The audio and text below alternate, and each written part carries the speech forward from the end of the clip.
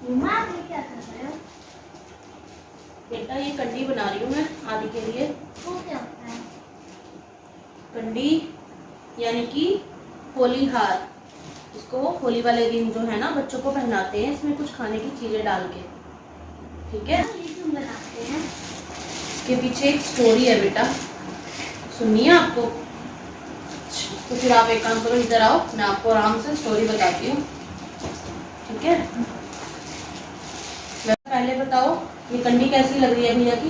अच्छी है। सुंदर है ना? चलो चलो बैठो, मैं आपको स्टोरी बताती हूँ। मम्मा मुझे भी सुननी है स्टोरी, मुझे भी बताओ ना। अच्छा ठीक है, आप भी इधर आओ।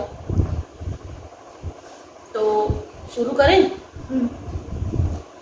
तो बच्चों को स्टोरी सुनाने से पहले मैं आप सबसे रिक्वेस्ट करूंगी कि आप सभी इस स्टोरी को ध्यान से सुने, क्योंकि कहीं ना कहीं आप सबके बच्चों के मन में भी यही सवाल होगा कि ये कंडी क्या होती है, यानी कि होली हार क्या होता है, और ये क्यों मनाया जाता है और क्यों पहनाया जाता है। साथ ही साथ होलिका क्या होती है और होलिका को क्यों जलाया जाता है। तो चलिए बताते हैं आपको अपनी स्टोरी के थ्रू, बने रहिएगा हमारे साथ एंड तक। तो क्या होता है, एक बार एक राजा होता है जिसका नाम होता है हिरण्यकश्यप, और वो एक राक्षस होता है। ठीक है, बहुत बड़ा बलवान और बहुत बड़ा बलशाली होता है, और उसका एक बेटा होता है प्रहलाद। तो जो प्रहलाद होता है वो होता है भगवान हरि का भक्त, और जो हिरण्यकश्यप होता है वो एक राक्षस होता है। तो वो सोचता है कि सभी लोग मेरी पूजा करें और मुझे ही भगवान माने। ठीक है, लेकिन प्रहलाद उसको कभी भी भगवान नहीं मानता। तो वो क्या सोचता है हिरण्यकश्यप कि जब मेरा खुद का बेटा ही मेरे को भगवान नहीं मानेगा तो दूसरे क्या मेरी इज्जत करेंगे। तो वो सोचता है कि मैं अपने इस बेटे को मरवा दूं। ठीक है ना।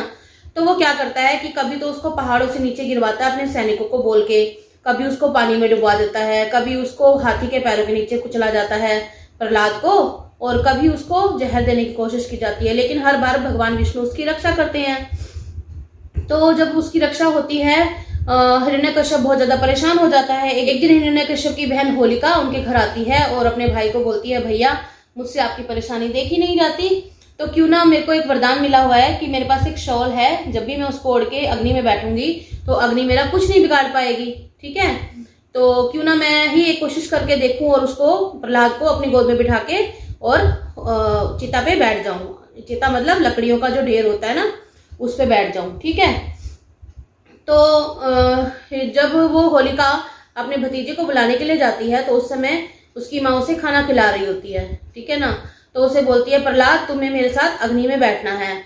और जो प्रहलाद की माँ होती है वो समझ जाती है कि अब मेरे बेटे को ये चिता में लेके बैठेगी और मेरे बेटे को कुछ हो जाएगा। तो प्रहलाद अपनी माँ को शांत करते हुए बोलता है, माँ तुम मेरी चिंता मत करो, आग मेरा कुछ नहीं बिगाड़ पाएगी, लेकिन मुझे बहुत जोरों की भूख लगी है तो मुझे कुछ खाने को दे दो। ठीक है ना।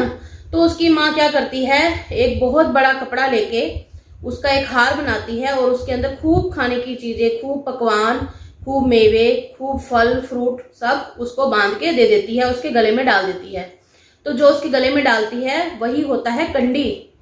ठीक है, जिसको कि होली हार बोलते हैं, और वही आज के दिन माएँ अपने बच्चों के गले में डालती हैं। ठीक है, तो उसको पहना के और होलिका के साथ भेज देते हैं।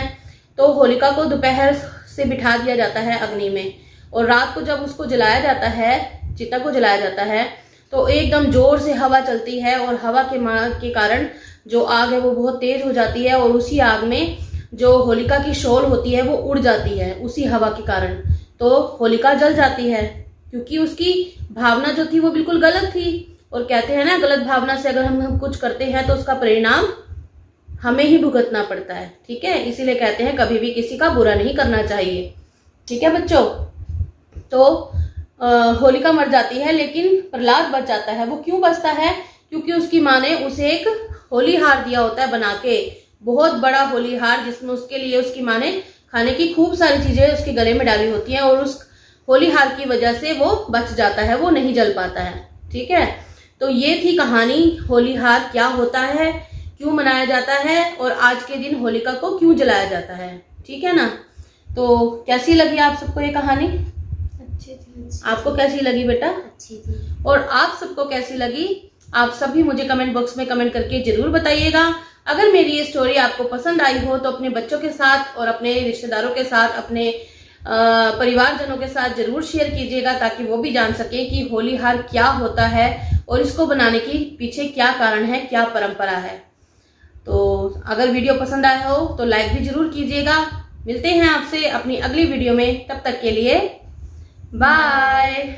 एंड जाते जाते आप सबको हमारी तरफ से हैप्पी